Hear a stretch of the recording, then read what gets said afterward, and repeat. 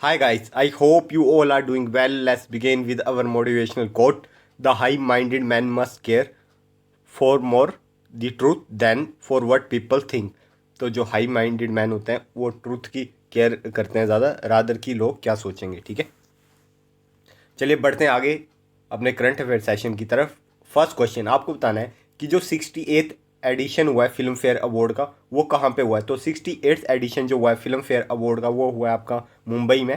ठीक है, जो जियो वर्ल्ड कॉन्वेंशनल सेंटर है मुंबई में, वहाँ पे ये फिल्म फेयर अवार्ड हुआ था अप्रैल 27 को। ठीक है, और जो इस साल की सेरेमनी है वो को होस्ट करी है सलमान खान ने, आयुष्मान खुराना और मनीष पॉल ने। ठीक है, और ये पहली बार है जब सलमान खान होस्ट कर रहे हैं इवेंट को। ठीक है, और अवार्ड प्रेजेंट किए गए थे इन दी कोलैबोरेशन विद महाराष्ट्र टूरिज्म। तो इतनी सी बात आप ध्यान रखेंगे। आपको बताना है कि बेस्ट फिल्म फेयर अवार्ड का अवार्ड कौन सी एक्ट्रेस है जिसे बेस्ट एक्ट्रेस अवार्ड मिला है। ठीक है, तो ये मिला है आलिया भट्ट को। आलिया भट्ट को उनकी मूवी गंगूबाई काठियावाड़ में जो उनका रोल था उसके लिए बेस्ट एक्ट्रेस का अवार्ड मिला है। ठीक है, बेस्ट एक्टर की बात करें तो वो मिला है राजकुमार राव को, बधाई दो मूवी के लिए। बेस्ट एक्टर क्रिटिक्स की बात करें तो ये मिला है संजय मिश्रा को फॉर वध मूवी। एंड बेस्ट एक्ट्रेस की बात करें फॉर क्रिटिक्स तो वो मिला है भूमि को। ठीक है, फॉर उनकी बधाई दो एंड तब्बू फॉर भूल भुलैया 2। ठीक है,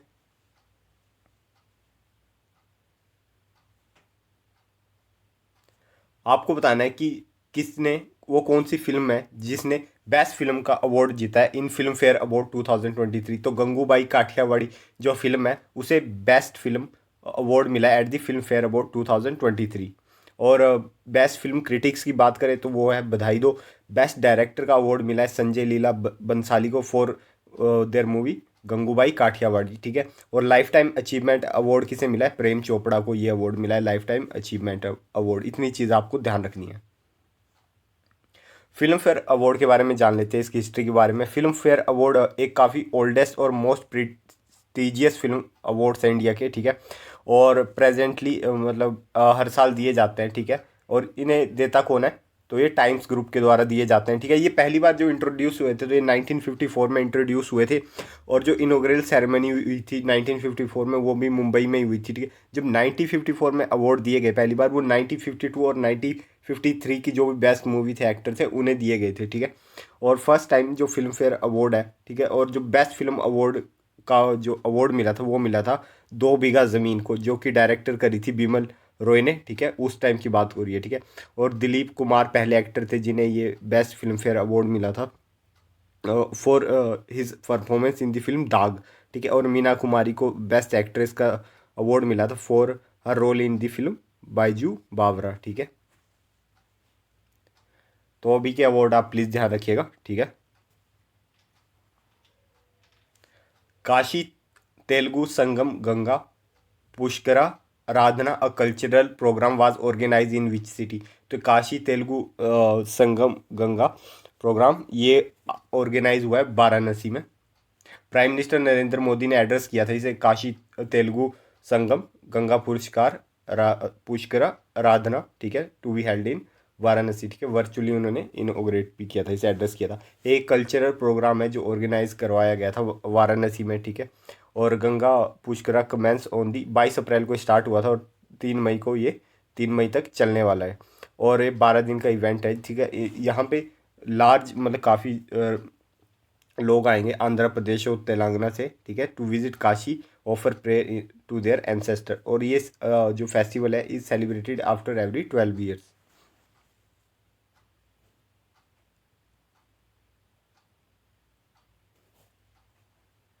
आपको बताना है कि किसने रिलीज करी है report on Mann Ki Baat advancing progress through citizen engagement. तो ये रिपोर्ट रिलीज करी है on Mann Ki Baat advancing progress through citizen engagement Gaurav Dwivedi ने। ठीक है, और गौरव द्विवेदी कौन है, ये प्रसार भारती के सीईओ हैं गौरव द्विवेदी। इन्होंने रिलीज करी है report Mann Ki Baat advancing progress through citizen engagement in New Delhi. और report has been release to mark. और रिपोर्ट रिलीज क्यों करी गई है, क्योंकि प्राइम मिनिस्टर जी का आपको पता है कि 30 अप्रैल को उनका 100 एपिसोड आया था मन की बात प्रोग्राम का। ठीक है, जो ना सिर्फ इंडिया में बल्कि एब्रॉड में भी ब्रॉडकास्ट हुआ है। ठीक है, और बहुत सारी रीजनल लैंग्वेज में, तो उसी के मौके पर ये रिपोर्ट रिलीज़ करी गई थी, ठीक है। और ये report is the result of an extensive study of the 99 episode transcripted on off मन की बात पब्लिश फ्रॉम 2014 टू 2020। तो 2014 से लेकर 2023 तक जो 99 एपिसोड हुए हैं, ठीक है, मन की बात के, उन्हीं सब की को एक्सटेंसिव स्टडी करने के बाद ये रिपोर्ट तैयार करी गई है, ठीक है। और इंस्टीट्यूट फॉर कॉम्पिटिटिवनेस ने ये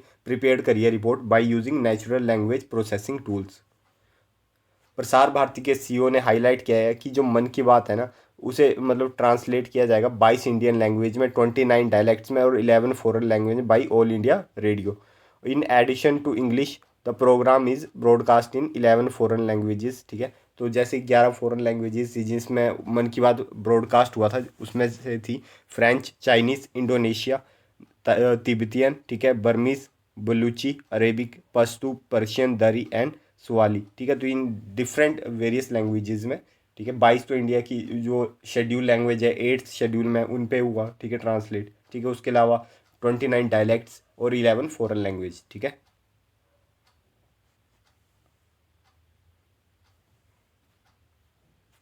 आपको बताना है किसने लॉन्च किया है first of its kind millet experience centre at Delhi Haat in New Delhi. तो ये मिलेट एक्सपीरियंस सेंटर ये लॉन्च किया नरेंद्र सिंह तोमर ने। नरेंद्र सिंह तोमर एग्रीकल्चर मिनिस्टर हैं, ठीक है, जिन्होंने ये लॉन्च किया है millet experience centre at Delhi Haat in New Delhi. National agriculture cooperation marketing federation of India, जिसे हम शॉर्ट में NAFED के नाम से भी जानते हैं, इन्होंने इस्टेब्लिश करा है millet experience centre in collaboration with agriculture ministry के साथ मिलकर इन्होंने ये इस्टेब्लिश किया है, ठीक है। और इसका एम इतना सही है था कि हम अवेयरनेस जगा सकें मिलेट्स के प्रति, ठीक है, और एनकरेज कर सकें लोगों को कि एक हेल्दी लाइफस्टाइल अडोप्ट किया जाए थ्रू मिलेट्स। मिलेट्स काफ़ी हेल्दी फूड होता है, ठीक है। और इस साल 2023 को international year of the millets भी बनाया जा रहा है, ठीक है, जो कि प्राइम मिनिस्टर नरेंद्र मोदी जी ने कहा था, ठीक है। और UN ने बाद में से रिकॉग्नाइज भी कर लिया था। तो इस साल 2023 आपका इंटरनेशनल ईयर ऑफ मिलेट्स है, ये आप देख सकते हैं। आपको बताना है कि कौन सी मिनिस्ट्री ने रिलीज करी है comic book series based on the theme and the people feature in PM Modi मन की बात प्रोग्राम। तो प्राइम मिनिस्टर मोदी की मन की बात जो भी 100 एपिसोड हो चुके हैं, ठीक है, उनमें जितने भी मतलब लोगों को बताया गया तो उनके करेक्टर को लेकर, ठीक है, मतलब कॉमिक बुक रिलीज करी जाएगी। तो वो कौन सी मिनिस्ट्री रिलीज करने वाली है comic book series on the मन की बात प्रोग्राम? तो वो रिलीज करने वाली है मिनिस्ट्री ऑफ कल्चर, ठीक है। मिनिस्ट्री ऑफ कल्चर ये कॉमिक बुक सीरीज लॉन्च करने वाली है, ठीक है। और ये 12 पार्ट में होगी comic book series based on the theme and people feature in Prime Minister Modi's Mann Ki Baat programme, ठीक है। और special project is being implemented by Amar Chitra Katha which will release the series in English follow by translation in 12 Indian language. तो English के अलावा 12 Indian language में भी ये comic book होगी, ठीक है। और मिनिस्ट्री ने ये डिसीजन क्यों लिया था कि वही सेम रीज़न कि अभी 100 एपिसोड हुआ है मन की बात प्रोग्राम का, जो कि मतलब 30 अप्रैल को हुआ है, तो उसी चीज़ को लेकर इन्होंने रिलीज़ करा है। और secretary of the ministry of culture है गोविंद मोहन।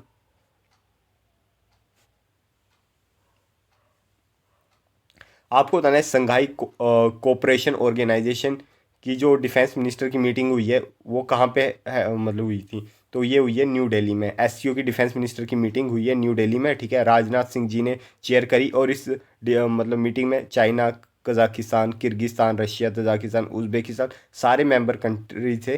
और पाकिस्तान जो था उन्होंने भी वर्चुअली इसे मतलब अटेंड किया था मीटिंग को वर्चुअली। और India has invited Belarus and Iran who are currently observer in SCO to participate in the meeting, ठीक है। तो बेलारूस और ईरान को बुलाया गया था।